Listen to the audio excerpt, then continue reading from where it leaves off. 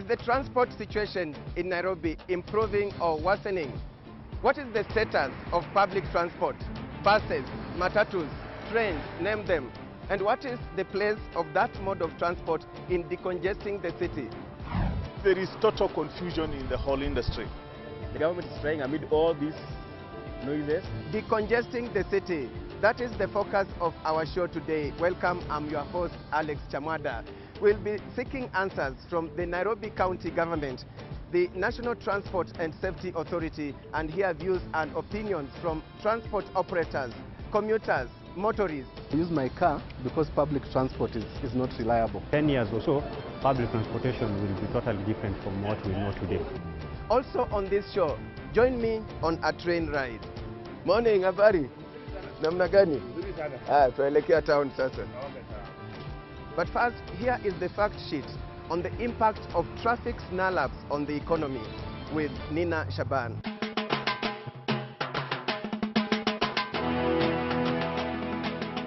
Road traffic congestion slows down business.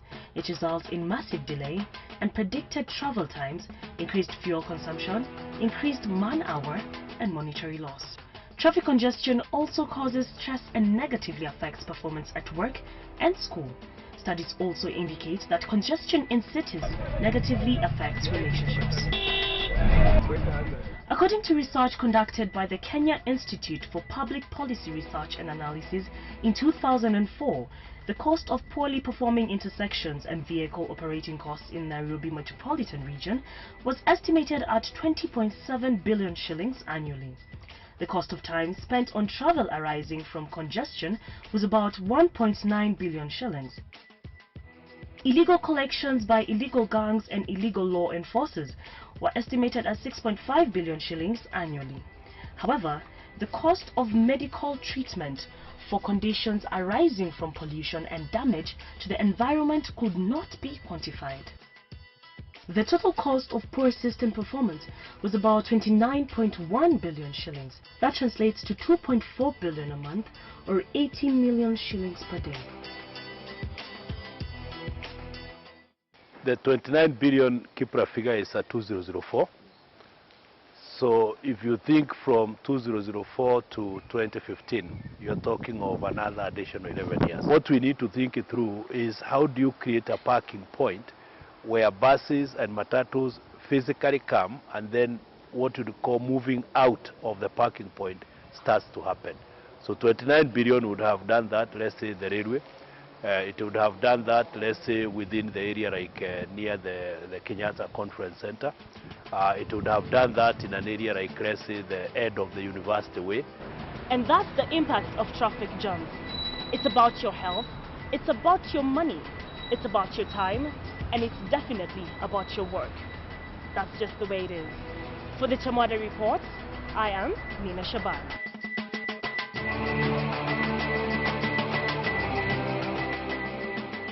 So what has been your experience on the road?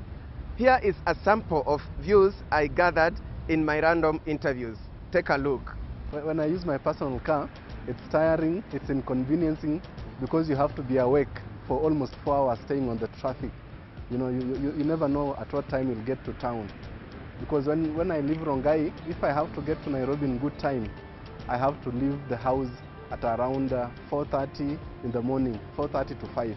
That way I'll be in the car park by around 6. Then I can sleep in the car for 2-3 hours as I wait for the office to open. The reason why I take the train is because it's very convenient for me. It's only 25 minutes from town. I normally take the morning and the evening one. So the evening one leaves town at 5:50, and in 25 minutes we are right here at Imaradaima railway station. Wanataka kuchukua pikipiki sababu ya jam. Mahali naenda ni mbali, nayo kufika ni ngumu. Na ukipanda matatu? Haitanifikisha haraka. Yeah.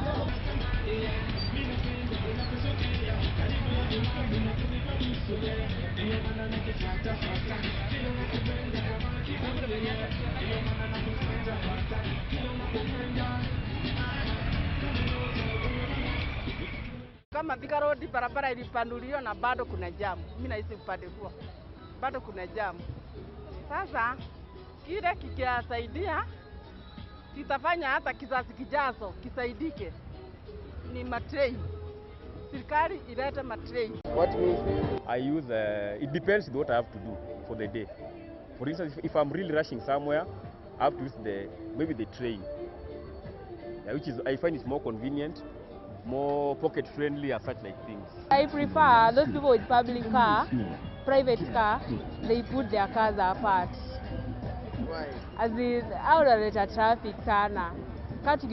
Ka president maybe ageamua aseme, ka uko na private maybe use only on weekends. Ingekuwa better. Yeah. But wanasema public transport is unreliable. It is reliable. It's because of them, because unaona public transport zikijaa, by the time zitoke place ziko hizi zishafunga barabara. If there is a reliable public transport, I'll never buy a car. I won't buy a car. Not to get a kwenda ushago. There you are. There are those who feel only if there was an efficient and reliable public transport system, the problem of congestion in the city would end. Let us now go deeper into that issue. An efficient public transport system. But what actually does it entail? And how can the system that exists in Nairobi be described? Edwin Mukabana, a former board member of the National Transport and Safety Authority and the current managing director of the Kenya Bus Service, says Nairobi's system lacks policy and professionalism. What we are operating right now is a paratransit public transport system. A paratransit is an informal way of operating which has taken over the formal because of increased competition, and standards have gone down, and indeed there is total confusion in the whole industry. The county executive in charge of transport at the Nairobi County agrees that there is need for a reliable public transport system, but disagrees with those who believe the situation is worsening. I think saying it's not improving would be a sort of a harsh judgment because people want to get instant coffee solutions, which is not possible when it comes to public transportation. I think what we now need to do as a government is to quickly hasten the process of setting up a reliable public transport system. That is what works all over the world. And Nairobi is not any different.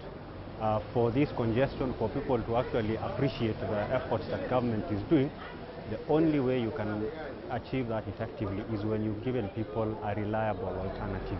The National Transport and Safety Authority is one of the government bodies that are dealing with the problem. One of the issues we have as a country is the high number of people who prefer to use private means to workplaces as opposed to what we call the public transport system. And why so? I think it's been for a long time the public transport system, the PS industry, has not been very friendly, has been a bit disorganized, making it not comfortable for majority of the working class to use the public transport system to their workplaces. As far as the infrastructure, the roads are concerned, what I want to inform you is that you cannot quite build enough roads for all the vehicles. In 2012, the number of vehicles that were registered in Nairobi were about 300,000. 2014, last year, there were 700,000. So that number has increased twofold. We've not had a similar growth in the road infrastructure. We've seen what we've done with the Eastern Bypass. We are seeing what is happening currently with the Southern Bypass. So you can never quite build enough roads, because the more roads you build, the more excited people get to drive on these roads. One of the things that we are doing in conjunction with the Ministry of Transport is to come up with a bus rapid transit system. A bus rapid transit, commonly known as BRT, is a bus-based mass transit system. Such a system generally has specialized design, services, and infrastructure to improve system quality and remove the typical causes of delay. It is an innovative, high-capacity, lower-cost public transit solution that can significantly improve urban mobility. Is Nairobi now ready to shift gears, discard empty talk, and give commuters a system that works? It's a consultant who have been engaged by the ministry to do extensive studies, and 5 corridors have been identified in Nairobi that will incorporate this mode of transport, and development of infrastructure is going to suit, or is going to go through the mass rapid transit system. It's going to be scheduled, so you know if you miss the first bus, the second one will be here in another 10 or 15 minutes. So you can actually predict and plan your journey. We've started that journey. We are now in the process of setting up the Nairobi Metropolitan Transport Authority. This is the authority, like I said, that needs to manage public transportation.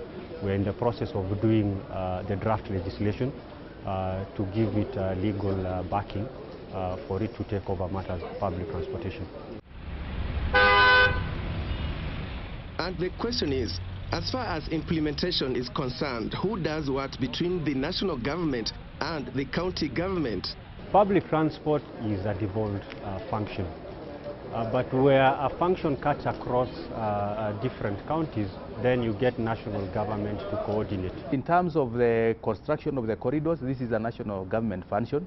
In terms of licensing of these vehicles, is a national government function. Governance experts say many ideas are on the table, but a new system will only be in place if cartels and personal interests that block change are stopped. It requires an element of rethinking the city, which is not difficult, because where Nairobi is currently sitting, they are sitting on an opportunity. Opportunity in terms of most of the leases which were given in the colonial days, majority of them are coming to an end.